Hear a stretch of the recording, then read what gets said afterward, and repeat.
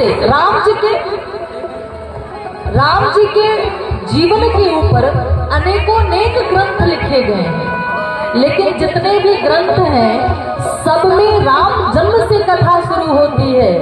एक रामचरितमानस ही एकलौता ग्रंथ है जिसमें राम जन्म से नहीं सीता हरण से कथा शुरू होती है।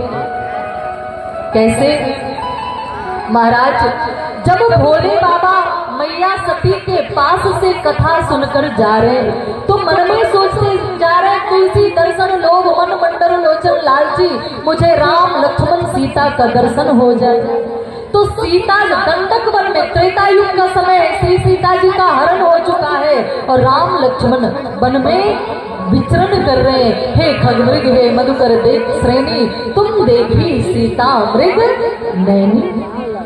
और उसी समय भोले बाबा की दृष्टि राम जी पे पड़ी और राम जी भोले बाबा सच्चिदानंद कहकर प्रणाम किए। यही मैया सती को मोह हो जाता है कि भोले बाबा किसे प्रणाम कर रहे हैं। अरे मानते इसलिए राम मैं सब जग जाने, करो प्रणाम जोरी जुग पानी। भोले बाबा को कण कण में परमात्मा का दर्शन होता है, लेकिन भोले बाबा यहाँ तो कुछ सच्चिदानंद कह रहे हैं, सत्य है ही नहीं, चेतना भी नहीं है। और सबसे बड़ा मजाक तो आनंद शब्द का उड़ाया जाए, मोह हो जाता है। भोले बाबा समझाते हैं, हे देवी, क्या आपने अगस्त ऋषि के पास कोई कथा नहीं सुनी? अगस्त ऋषि जिस राम की चर्चा कर रहे थे वो कोई और नहीं, वही मेरे परमात्मा राम है। लेकिन मैया सती को समझ में नहीं आती। भोले बाबा एक बट वृक्ष के नीचे बैठ गए और मैया सती से कहते, हे देवी, मैं कहता हूं कि वो परमात्मा है, लेकिन फिर भी जाओ तुम रे मन अति संदेह, जाओ तुम रे मन अति संदेह।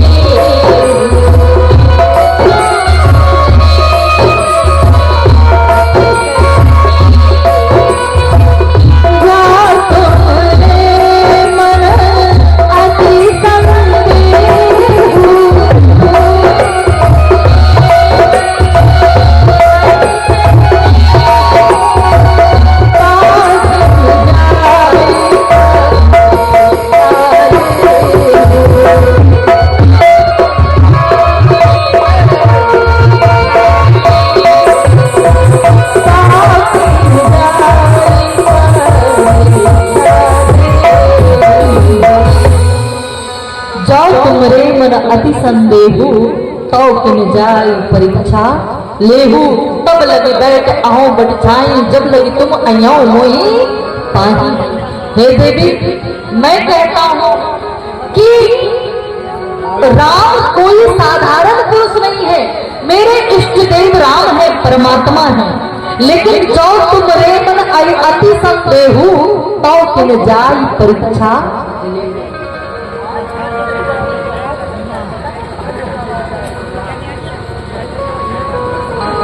बोलिए सियावर रामचंद्र भगवान की जय हो। और जैसे ही सिंदूर दान का समय आया, लाइट चली गई। पंडित जी दूल्हे सरकार से कहते, दूल्हे सरकार देख क्या रहे हो, सिंदूर दान का मुहूर्त टला जा रहा है, जल्दी से सिंदूर दान कर दो, कन्या के मांग में जल्दी से सिंदूर भर दो। पंडित जी के कहने के अनुसार दूल्हे सरकार अंधेरे में ही कन्या के मांग में सिंदूर भर दी। सिंदूर जब भरा गया, इतने में लाइट आ गई।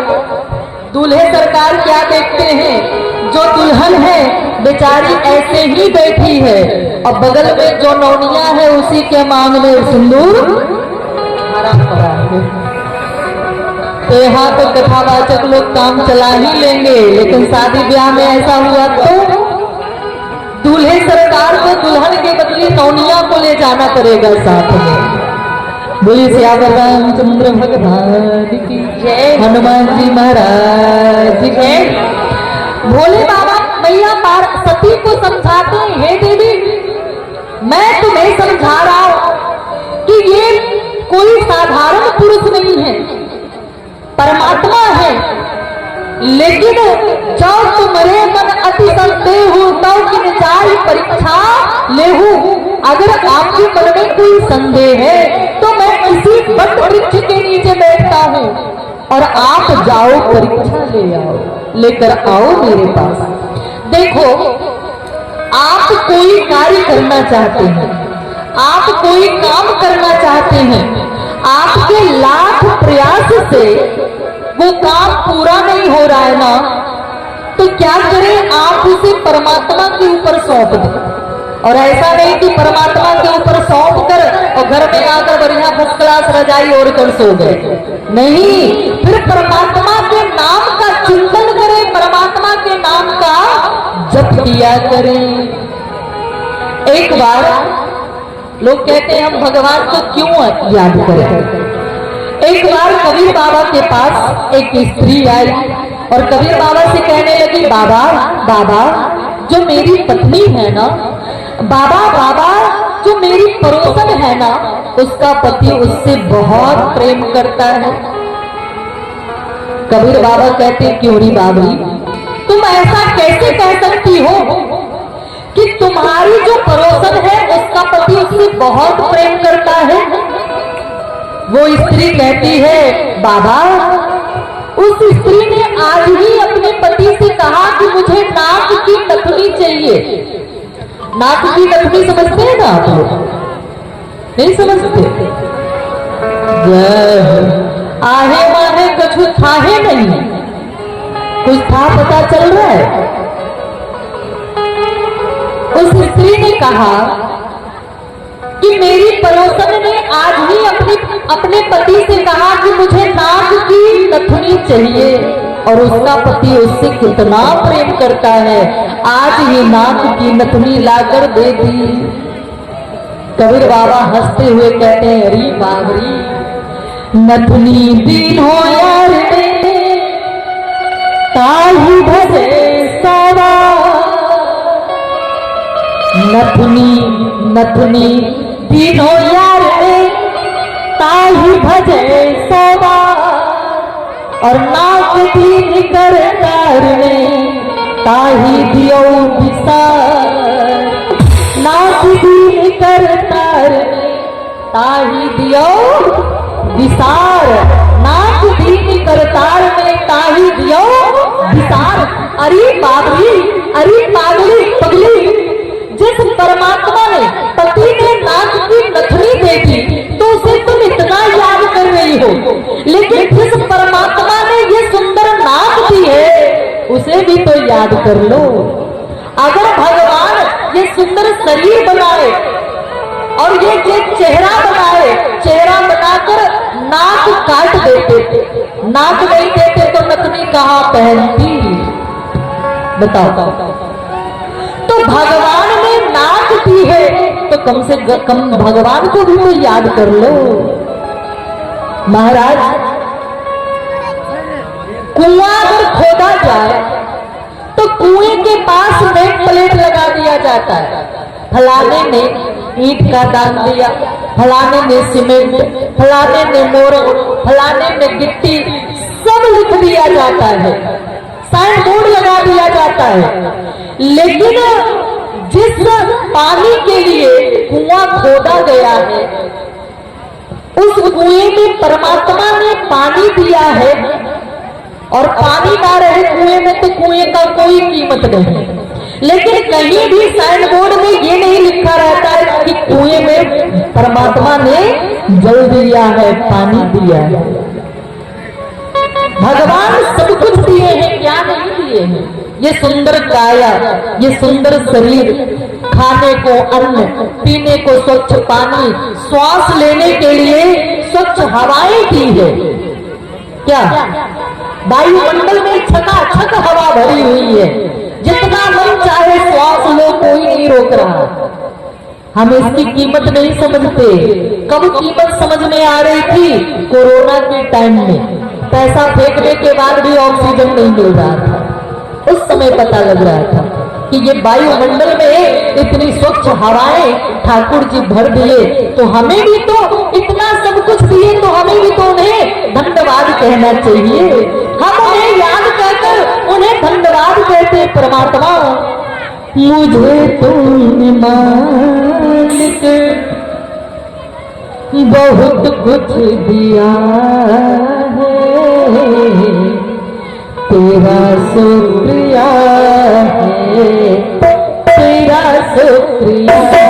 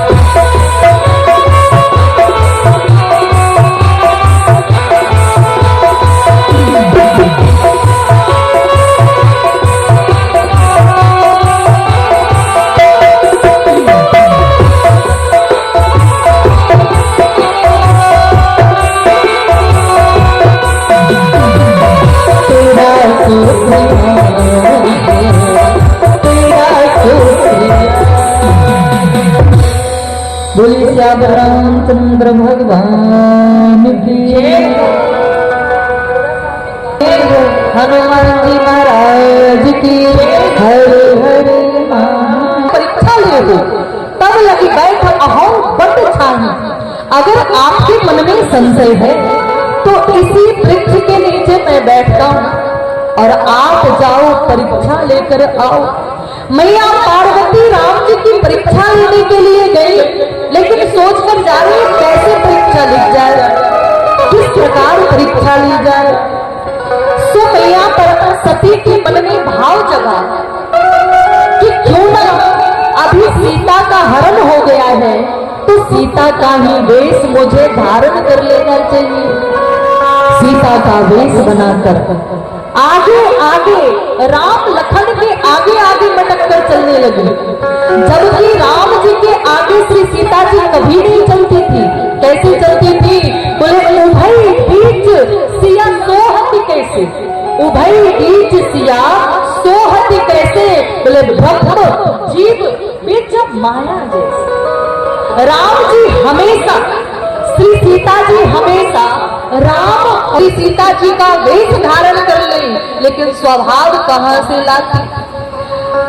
महाराज कहा जाता है तारोरी के नैन छुपे नहीं, प्रीत छुपे नहीं, पीठ दिखायो और गंग कहे सुनो साहे अकबर करम छुपे ना भभूत लगायो, करम छुपे ना भभूत लगायो। स्वभाव छुपाए नहीं छुपता है। किसी का वेश धारण करना आसान है, लेकिन स्वभाव लेना उतना ही मुश्किल है। महाराज मैया सती ने सीता का वेश धारण किया, लेकिन स्वभाव कहां से लाती। आगे आगे राम लक्ष्मण के आगे आगे चलने लगे, जबकि श्री सीता जी सदा बीच में चलती हैं। राम जी तो कुछ नहीं बोले, लेकिन लखन लाल पहचान गए और मन ही मन कहते हैं, हे देवी, आपका ये स्वरूप आपको उमा बनाकर ये छोड़ेगा। और उमा मैया सती का नाम नहीं होता है, उमा किसका नाम होता है? मैया पार्वती का नाम होता है। हे देवी, आपको आपका ये स्वरूप, आपका ये वेश उमा बनाकर ही छोड़ेगा। अब राम जी की दृष्टि मैया सती पे पड़ी। सो मैया सती, राम जी मन ही मन सोचते हैं, जो परीक्षा ले वो गुरु, जो परीक्षा दे वो चेला। तो परीक्षा लेने आई हैं तो परीक्षा दूंगा। और हाथ जोड़कर कहती हैं, हाथ जोड़ प्रभु कीन्हे प्रणाम,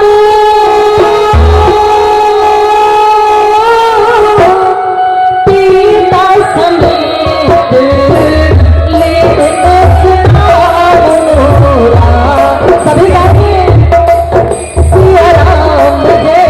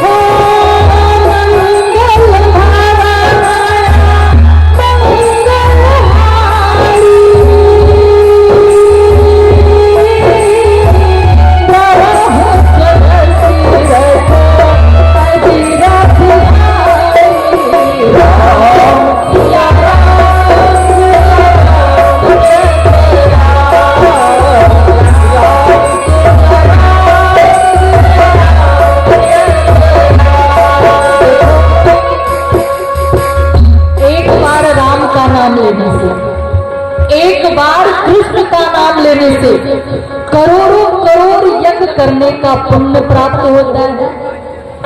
तो आप लोग, इतने सारे लोग मिलकर बोलते हैं, मंच के नीचे से बोलते हैं तो मंच तक आवाज नहीं पहुंच पाती है।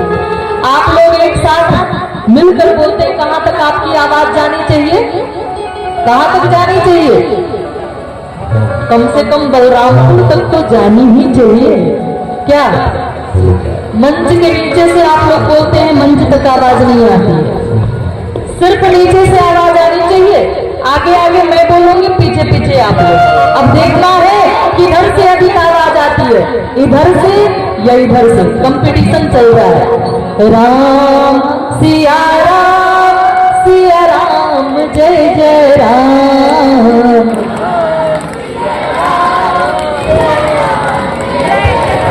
कंपटीशन चल रहा है ना। इधर हाथ करो तो इधर वाले बोलेंगे, इधर करो तो आप लोग बोलेंगे। अब जो दोनों तरफ करो तो सब मिलकर बोलेंगे। कंपटीशन चल रहा है। राम सिया राम जय जय राम।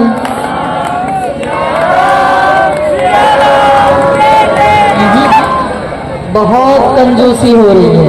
आप लोग खाना नहीं देती है क्या? हाँ, आप लोग इन लोगों को भोजन नहीं देती हैं? बेचारे भूखे, मुंह से आवाज ही नहीं निकल रही है। अब इधर राम सिया राम जय जय राम।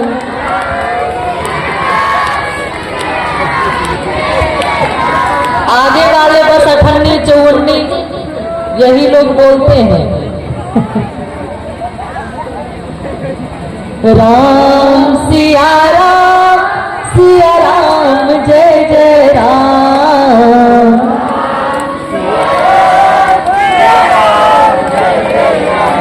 हो यही सोई जो राम रच रहा।